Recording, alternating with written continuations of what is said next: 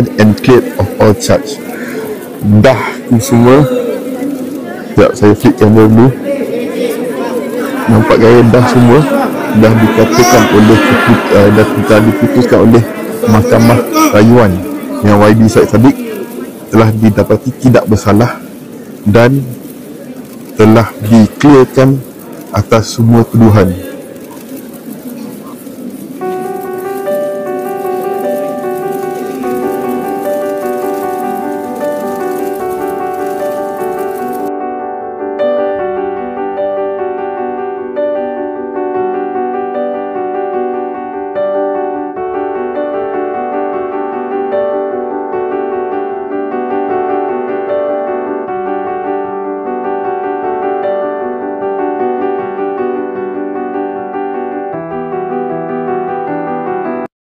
Sebab itu kemenangan pada hari ini mengingatkan saya mengapa saya memilih jalan untuk mengabdikan diri kepada perjuangan untuk memajukan Malaysia. I mean, I really do sincerely love this country more than my own life, and I'll do whatever it takes to make this country a great country. Dan untuk Malaysia jadi negara yang maju, institusi kehakiman dan yang lain perlu bebas, kuat, kukuh. Jadi Datuk Hisham pula ucapkan terima kasih kepada Barisan Peguam di peringkat Mahkamah Tinggi, Sir Gobin, and the team, Dr. Amiga dan yang lain. Saya tidak boleh lupakan ibu, ayah, kakak, abang saya yang paling setia bersama. Dan kadang-kadang saya lebih risau tentang reaksi mereka daripada nasib saya sendiri. I mean, they are my parents and obviously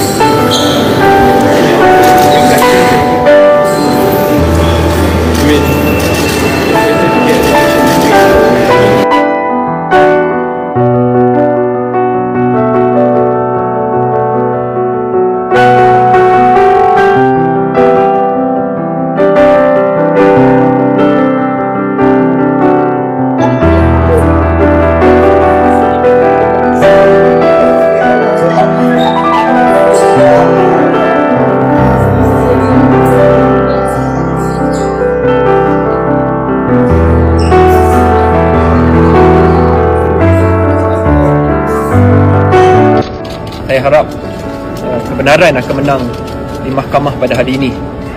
Saya terhutang budi khususnya kepada ibu bapa dan keluarga kerana sentiasa memberikan sokongan dan dorongan bersama kepada rakan-rakan berpimpinan, muda, kepada sahabat-sahabat yang datang daripada jauh, yang datang yang tidak ada di sini pun tetapi secara virtual yang tidak putus-putus sampaikan doa, berikan salam.